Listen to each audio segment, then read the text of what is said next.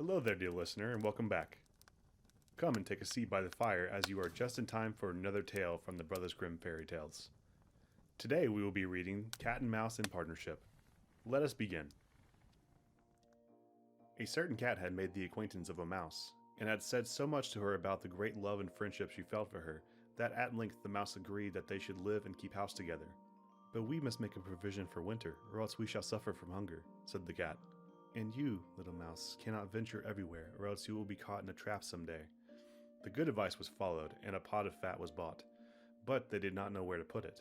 At length, after much consideration, the cat said, "I know no place where it will be better stored up than in the church, for no one dares to take anything away from there. We will set it beneath the altar, and not touch it until we are really in need of it." So the pot was placed in safety, but it was not long before the cat had a great yearning for it, and said to the mouse, "I want to tell you something, little mouse. My cousin has brought a little son into the world, and has asked me to be godmother. He is white with brown spots, and I am to hold him over the font at the christening. Let me go out today, and you look after the house by yourself." "Yes, yes," answered the mouse. "By all means go, and if you get anything very good, think of me. I should like a drop of sweet red christening wine too." All this, however, was untrue. The cat had no cousin, and had not been asked to be godmother. She went straight to the church and stole the pot of fat, began to look at it and lick the top of the fat off. Then she took a walk upon the roofs of the town, looked out for opportunities, and then stretched herself in the sun, and licked her lips whenever she thought of the pot of fat, and not until it was evening did she return home. "Well, here you are again," said the mouse. "No doubt you had a merry day." "All went off well," answered the cat. "What name did they give the child?" "Top Off," said the cat quite coolly. "Top Off!" cried the mouse. "That is a very odd and uncommon name. Is it a usual one in your family?" "What does it signify?" said the cat. "It is no worse than Crumb Stealer, as your godchildren are called." Before long, the cat was seized by another fit of longing. She said to the mouse, "You must do me a favor, and once more manage the house for a day alone.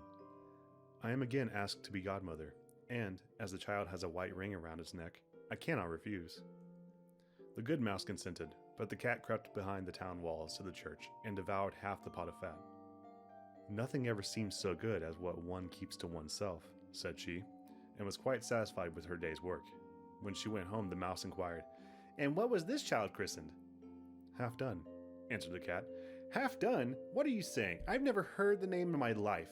I'll wager anything it is not in the calendar." The cat's mouth soon began to water for some more licking. "All good things go in threes," said she. "I am asked to stand godmother again. The child is quite black, only it has white paws, but with that exception it has not a single white hair on its whole body. This only happens once every few years. You will let me go, won't you?" "Top Off, Half Done," answered the mouse. "They are such odd names, they make me very thoughtful." "You sit at home," said the cat, "in your dark gray fur coat and long tail, and are filled with fancies. That's because you do not go out in the daytime." During the cat's absence, the mouse cleaned the house and put it in order, but the greedy cat entirely emptied the pot of fat. "When everything is eaten up, one has some peace," said she to herself, and well filled and fat she did not return home till night. The mouse at once asked what name had been given to the third child. "It will not please you more than the others," said the cat. "He is called All Gone." "All Gone!" cried the mouse.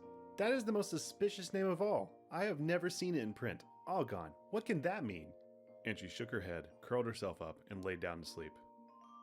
From this time forth, no one invited the cat to be godmother, but when the winter had come, and there was no longer anything to be found outside, the mouse thought of their provision, and said, "Come, cat, we will go to our pot of fat which we have stored up for ourselves. We shall enjoy that."